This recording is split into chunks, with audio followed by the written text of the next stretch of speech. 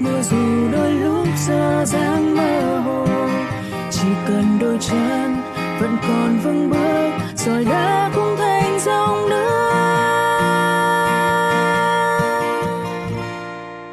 Và tôi gieo mầm xanh ấy cho cuộc đời, nhờ vươn tay và tiêu tưới lên cao vời. Đến một ngày tương lai rồi mầm xanh kia sẽ tỏa bóng râm chở che các con đường.